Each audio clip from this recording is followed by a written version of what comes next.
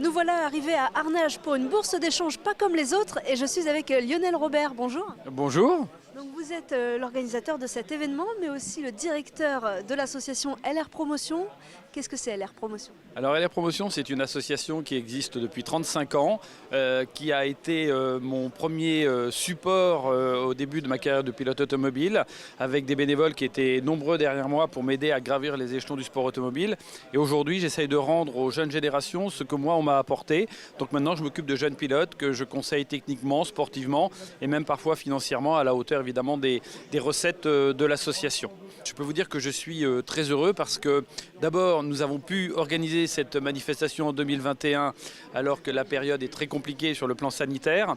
Donc jusqu'au dernier moment, on était un petit peu dans l'expectative et on a réussi à l'organiser. Je remercie évidemment la ville d'Arnage qui est notre premier soutien dans cette organisation. Mais nous avons aussi des partenaires, nous avons le département de la Sarthe, vous-même qui nous soutenez médiatiquement ainsi que France Bleu Maine. Sans oublier le garage Soupizet, le garage Mazda Soupizet à Arnage, qui est aussi un partenaire. C'est important d'avoir des partenaires parce qu'on ne peut pas organiser sans avoir aucun moyen. Et c'est important aussi d'avoir des bénévoles parce que vous me présentez comme responsable de l'organisation, certes, mais je suis aidé par de nombreuses personnes, environ une vingtaine de personnes parmi les 40 membres que compte l'association. Et ce sont des gens qui nous aident sans compter, qui sont là très tôt le matin, qui terminent tard le soir. Une fois que tous les exposants seront partis, il faudra encore ranger des centaines de mètres de table. Et ils seront là pour m'aider et ça fait chaud au cœur. On va aller à la rencontre de ces bénévoles tout à l'heure, mais d'abord je voulais qu'on déambule un petit peu dans cette bourse d'échange. Qu'est-ce qu'on trouve? Pas seulement des voitures miniatures. Alors, comme vous pouvez le constater, il y a des stands un petit peu insolites, mais qui marchent bien aussi, justement parce qu'ils ont une différence, comme les fèves que nous avons sur notre gauche. Après, vous avez aussi des stands de voitures d'une échelle un peu plus importante, qu'on appelle le 1/32e, comme les circuits routiers, vous savez, le fameux circuit 24, mais qui a beaucoup progressé. Et là, maintenant, c'est du Scalextric, la marque phare, c'est Scalextric, où on trouve beaucoup de modèles. L'avantage avec cette échelle, c'est qu'on peut jouer sur un circuit. Alors que les modèles 1.43 qui sont encore la majorité, eh bien, ils sont là uniquement pour l'exposition. Alors, il y a quand même énormément d'amateurs des 24 heures du Mans, forcément, qui viennent à cette bourse. Oui, alors c'est un petit peu le serpent qui se mord la queue parce que on est à Arnage, célèbre pour le virage d'Arnage notamment. Donc évidemment, il y a beaucoup de passionnés de 24 heures du Mans. Mais du coup, les exposants qui viennent, ils pourraient peut-être amener autre chose que des voitures du Mans. Mais ils se disent, on vient au Mans, on vient à Arnage, donc on amène des voitures des 24 heures du Mans. Et tout ceci fait qu'il y a évidemment une majorité de modèles sur les 24 heures du Mans. Mais si vous regardez, il y a aussi des voitures d'autres marques, notamment des populaires. Parce que ça, c'est une valeur sûre. Pratiquement tout le monde cherche la voiture qu'on a eue à une période de sa vie en souvenir. C'est également le cas de ma collection. J'ai une petite collection des voitures que j'ai possédées. Je ne les ai pas toutes, hélas. Et dans ce genre de manifestation, c'est là qu'on peut trouver, pas forcément à un prix élevé d'ailleurs, la petite voiture qu'on recherche qui rappelle un souvenir de l'enfance ou de l'adolescence. Super, merci beaucoup Lionel. On le voit, il y a énormément de passionnés. On va aller à la rencontre de quelques exposants.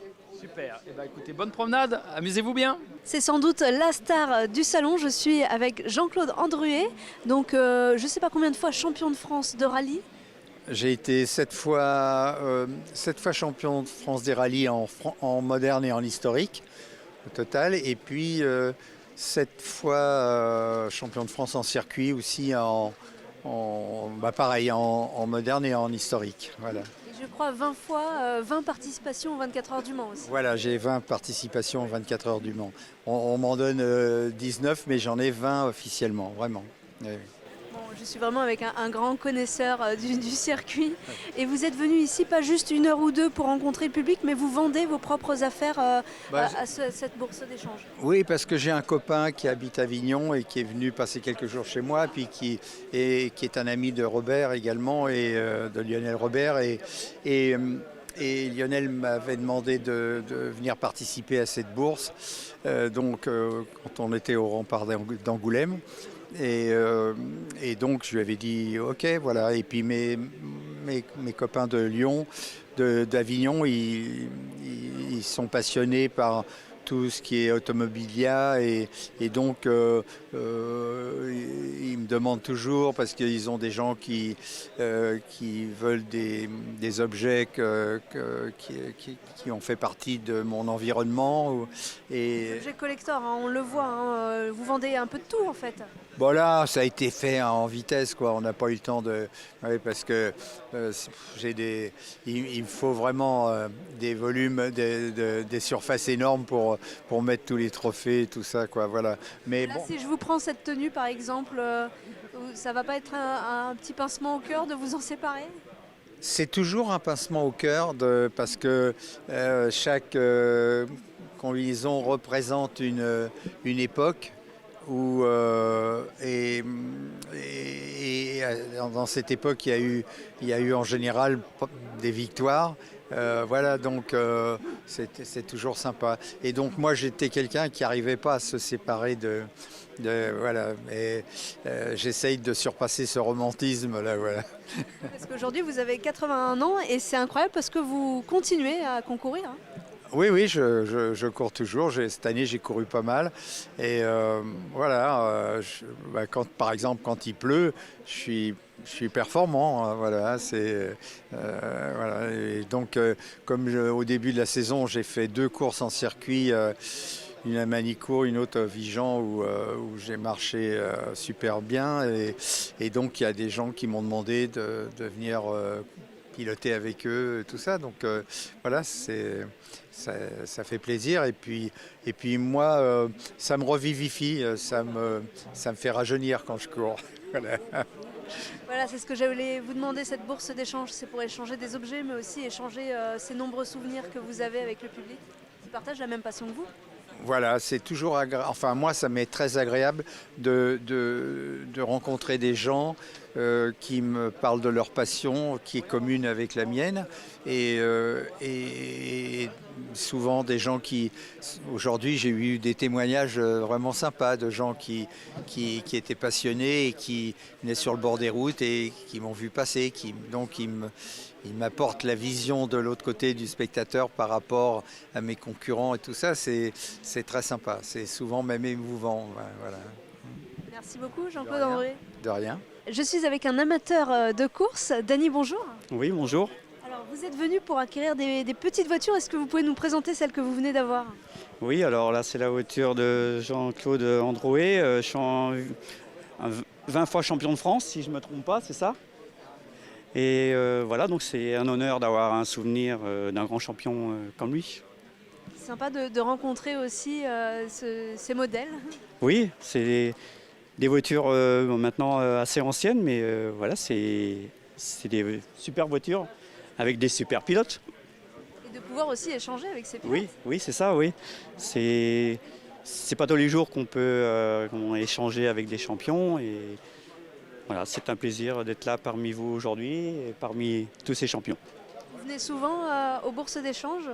Ouais, je suis de la Sarthe, donc toutes celles qui en Sarthe, Le Mans, Coulennes, Arnage, dès que possible. Là, depuis, ça fait 2 ans avec le Covid, on n'a pas pu en profiter. Donc là, aujourd'hui, j'en profite. On se lâche un peu, on en profite. Et donc là, vous avez choisi l'Alpine A110. Pourquoi celle-là? Je connaissais pas trop dans les détails Jean-Claude, mais voilà, c'est un champion que j'ai plus l'occasion de découvrir. Et donc, je voulais garder un souvenir. Si je peux... C'est pas étonnant, vous savez, cette Alpine, c'est une voiture mythique. Elle a gagné, elle a gagné tous les grands rallyes. Elle a dominé la course des rallyes sur route pendant des années. Et c'est une voiture qui est tellement agréable, tellement joueuse à piloter, c'est fantastique. Et là, moi, avec cette voiture notamment, j'ai gagné le rallye de Monte-Carlo en 73, qui est la première épreuve du championnat du monde actuel des rallyes. Voilà. C'est un beau souvenir pour chez vous. Ah oui, là, c'est tout à fait... Bon, déjà, Alpine, c'est ma première voiture Alpine que j'achète en rallye. Et là, c'était l'occasion, avec un champion, voilà, d'avoir un beau souvenir dans les mains. Mais c'est une voiture qui a fait non seulement rêver la France entière, mais également tous les pays d'Europe qui nous enviaient cette voiture. C'était fantastique. Et à l'époque, c'était un modèle, c'est à ça qu'il faudrait revenir. C'est un modèle qui ne consommait pas d'essence parce qu'elle était très légère. Voilà. Et on a oublié tous ces paramètres de base qui sont de la logique même. Elle était performante tout en étant très économe. Moi, quand la première année que j'ai couru pour eux, je suis rentré. Mais en course, je suis rentré, il n'y avait pas d'autoroute de Chamonix à Paris.